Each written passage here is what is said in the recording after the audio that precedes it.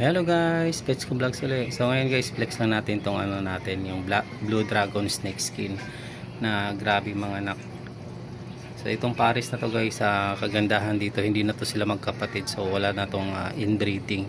So yung nung pry pa sila, hiniwalay ko yung dalawang Blue Dragon Snake Skin natin na nanganak, tapos pinagpares ko sila. So yan yung lalaki, sobrang ganda din yan guys. Sa lahat ng Blue Dragon Snake Skin natin na male, yan yung pinakamaganda. Malayo lang. Tapos akala mo yan lang yung anak niya, nandito pa sa taas guys.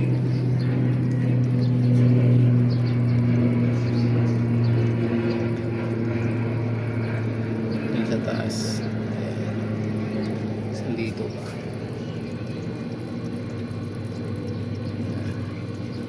So itong Blue Dragon Snake Skin na to na pares, sila din yung tatay nito guys. Sila din yung parents nito.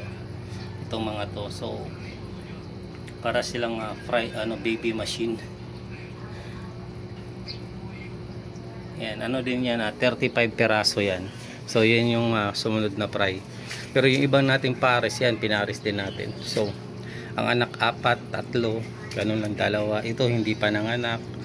Tapos ang liit pa ng tiyan. So sila lang talaga yung masigasig na mga anak guys na pares. So kaya deserve talaga nito na i-flex tong magpares na to. Sobrang daming anak talaga nito guys. Natutuwa talaga ako. Tapos puro pa sila magaganda ng forma ng katawan, hindi bingkong. Kasi yung lalaki din talaga sobrang ganda. Tapos hindi pa nangangain ng anak. So yun ang kagandahan sa kanya. So ito talaga guys, ang babaeng to, yung female na to, pag magbuntis sobrang laki talaga ng tiyan. Halata mo nga para siyang maganda talaga siya na gawing breeder. Di kagaya nitong mga to, hindi pa nanganak pero yung tiyan niya maliliit. Hindi ko alam kung bakit. So pati to hindi rin ganoon din. Ayan.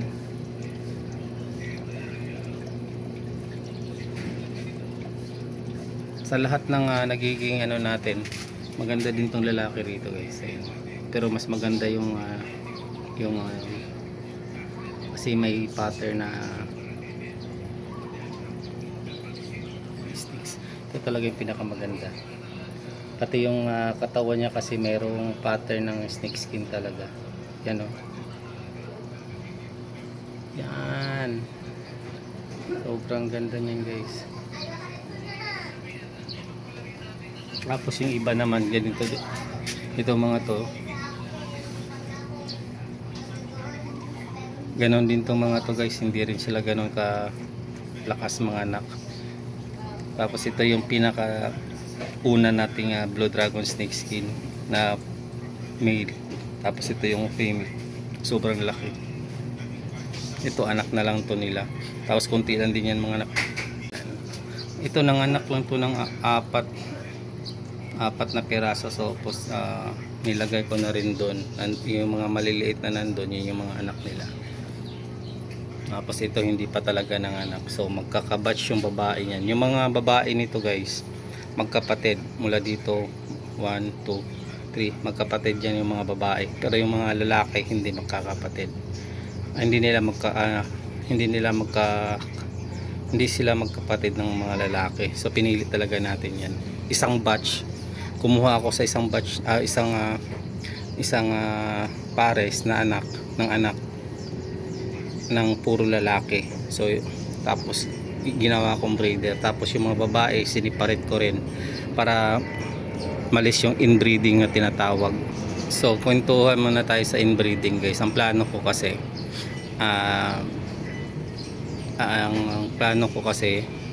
kagaya nito, magkakapatid yan lahat, anak nito, itong mga to.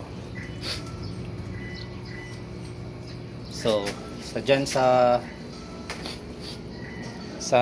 mga anak na yan, papalakihin ko yan, tapos pipili ako ng lahat ng lalaki or babae, kaya parang ganun. kung ano yung mas marami, yun ang kukuha ako dito ng gagawin kong breeder na puro babae, dyan ako kukuha.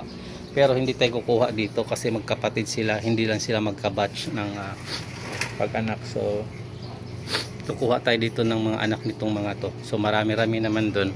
Siguro din naman natin kailangan ng maraming lalaki. Mayroon naman dito parang may isang potential dito ito. Potential na magiging pwede natin gawing breeder.